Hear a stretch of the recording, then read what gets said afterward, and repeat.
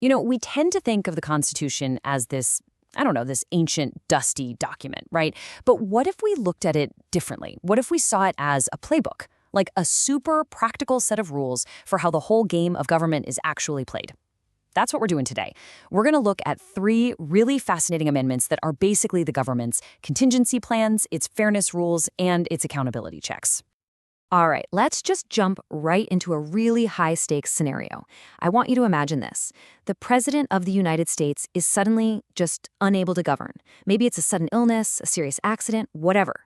The question is, who makes that call? Who steps in? And this isn't some plot from a TV show. This is a very real, critical question the Constitution has to have an answer for. And thankfully, it does. The answer is right here in the 25th Amendment.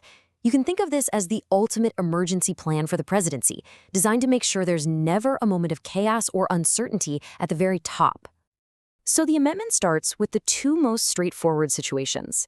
First, Section 1 is, well, it's crystal clear. If the president dies, resigns, or is removed, the vice president becomes president. And notice that word becomes. They're not just an acting president, they take over the whole office. Simple, right? But then that creates a new problem. Now the VP spot is empty.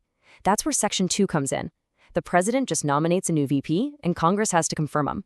It's a neat little system to make sure that line of succession is always intact. Okay, so death or resignation. That's pretty clear-cut. But what about the gray area? What happens if the president is still alive, but for whatever reason just can't do the job? Now, this is where the playbook gets really, really interesting. So the amendment actually gives us 2 different paths for this exact situation. First up, we have the voluntary transfer. That's Section 3. It's pretty simple. The president writes a letter basically saying, hey, I can't perform my duties right now, and boom, power temporarily shifts to the vice president, who becomes the acting president. But then there's the other path, the involuntary one from Section 4. This is a big deal. Here, the vice president and a majority of the cabinet can get together and declare in writing that the president is unable to govern. If they do that, the VP immediately takes over as acting president. Yeah, but you can see where this is going, can't you? This sets up the ultimate constitutional showdown. What happens if the VP and the cabinet say the president is unfit, but the president fires back and says, no way, I'm perfectly fine? Who wins that fight? Well, the framers of this amendment thought of that exact scenario, and they laid out a super detailed process. First, the president can just declare, nope, no inability exists, and try to take power back. But, and this is a big but, the VP and cabinet get 4 days to disagree. If they do, the whole thing gets tossed to Congress, which has to get together within 48 hours to figure it out. And look at that final step. The bar is set incredibly high. It takes a 2/3 vote in both the House and the Senate to keep the VP in charge. If they don't get that supermajority, the president takes back control. Wow. All right, let's switch gears. We're going to turn the page in our constitutional playbook. We're moving away from the power at the very top and shifting to the power of the people themselves. This next one, the 26th Amendment, it tackles a really fundamental question about fairness in a democracy. And really, it all boils down to this one single number, 18. The rule itself is so simple, so direct. It says that if you're a U.S. citizen and you're 18 or older, your right to vote can't be denied because of your age. Period. Now, this amendment was born out of a really powerful movement during the Vietnam War. See, for years, the voting age was 21, but the draft age was 18. Think about that. You had a whole generation of young Americans being sent to fight and maybe die for their country, but they had absolutely no say in the leaders making those life or death decisions. The rallying cry became old enough to fight, old enough to vote. And this amendment made that a reality.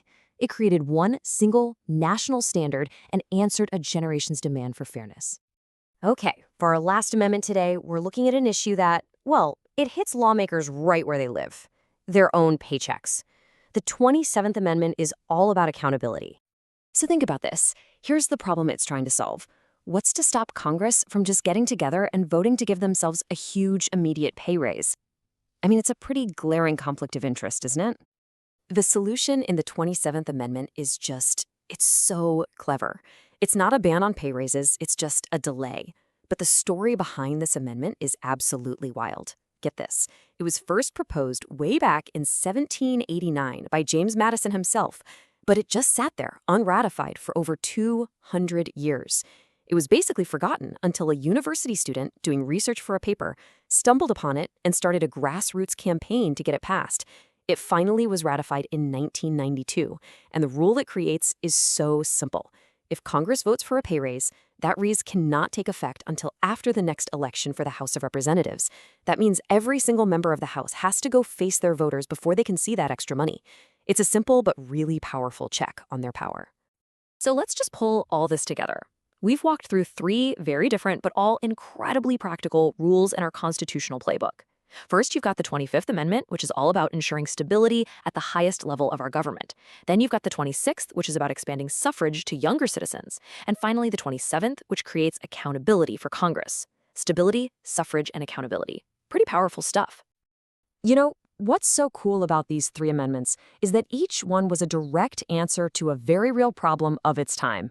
They're perfect examples of how the Constitution isn't just set in stone. It's a living document that can adapt and evolve. And that kind of leaves us with one last big question, doesn't it? These amendments solve the problems of their time. So what are the big problems of our time that might need the next ones? What will the 28th, 29th, or 30th Amendment even be about? What's the next page that needs to be written in this playbook?